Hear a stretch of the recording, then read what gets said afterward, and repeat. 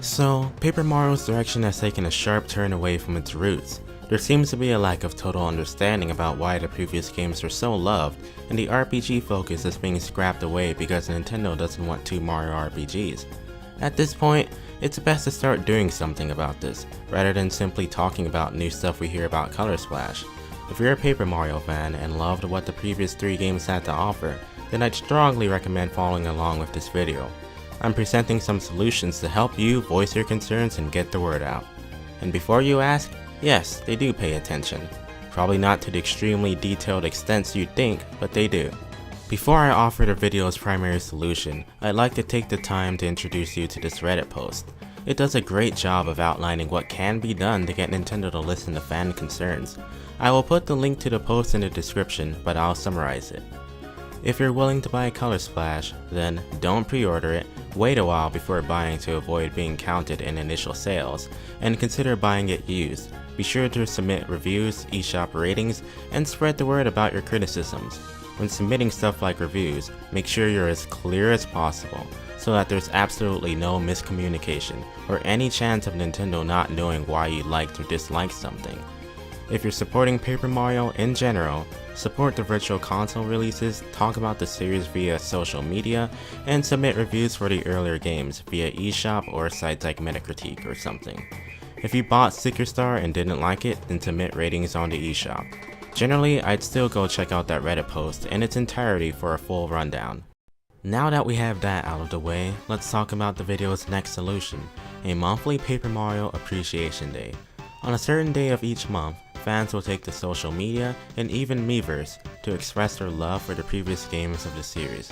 This is being done to let Nintendo know that there's a demand for the games that we still want.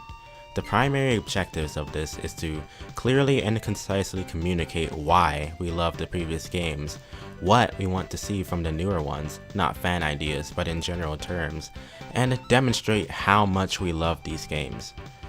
They're the big whys, whats, and hows. By doing this, Nintendo should see that there's a large demand for games like those.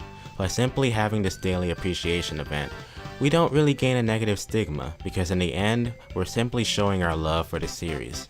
In terms of how to demonstrate how much we love the previous games, submitting stuff like art, music, YouTube videos, Mario Maker levels, or anything of the sort, along with a statement on what you liked about a previous game with hashtag #PaperMario would work nicely. I was going to think of a more creative hashtag, but at this point, keeping it simple would do better to keep the fanbase in a good light as well as keep things consistent with this event. Now, perhaps someone's thinking, why does it matter who views us in what way? People will think negatively of us even when it's just a simple appreciation movement. While that is true, it's best to simply not alienate the people that haven't already reached their positions. If we had any sort of really negative image, it wouldn't do very good for convincing anyone else to support our cause. Anyway, let's get to examples of this whole appreciation event. On a certain day of the month, everyone will take to social media sites like Twitter, Tumblr, Instagram, Facebook, YouTube, and Miiverse to demonstrate why you love the previous games, what you generally like to see from new ones, and how much you love them. Simply create some sort of fan art, try to make some sort of statement, and put the hashtag #PaperMario afterwards, as well as direct it to Nintendo of America, Nintendo of Europe, or both. If you're on Twitter, try to fit it in the limit as well as you can. If you can't fit both Nintendo of Europe and America, you can make separate posts instead, or just do one. They can even contain different fan art. As for tweeting to Nintendo of Japan, if you will, I recommend that you do it either if you know Japanese well, or you're just posting fan art with hashtag #PaperMario.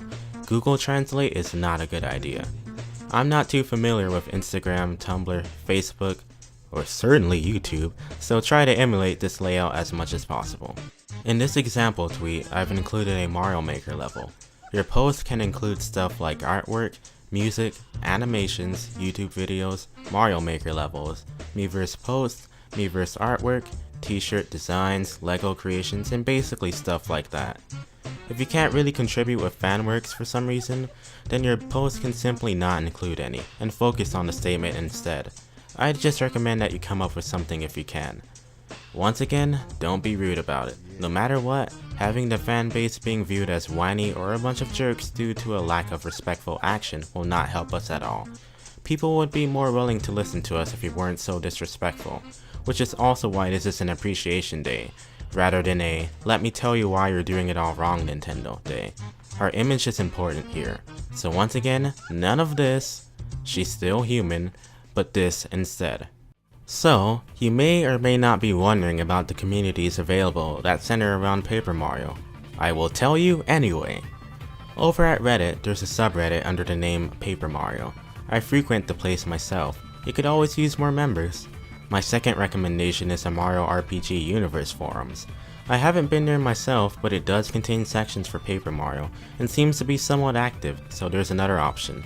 You can also head over to the Color Splash boards at Gamefaqs. Once again, as a fanbase, we have to work together. If you really can't join any of these websites, that's fine. Perhaps you can keep up with your favorite YouTubers that talk about Paper Mario stuff. That'd be great too. Now, when it came to petitions, I used to figure that they don't have much of an impact in general. However, concerning our situation, simply trying to make use of them is much better than just discarding another option, despite its chances. With that being said, here's a link to a The Dolls in Your Door remaster petition.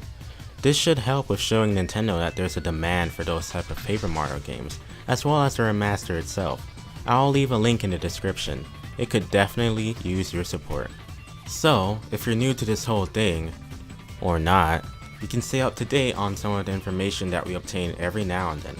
For starters, here's a Reddit post that details Sticker Star's development changes via Iwata Asks, and here is a GameXplain interview of Color Splash's director Risa Tabata. Their links will be in the description. If you're looking for a ton of different viewpoints on this whole thing, just search Color Splash on YouTube.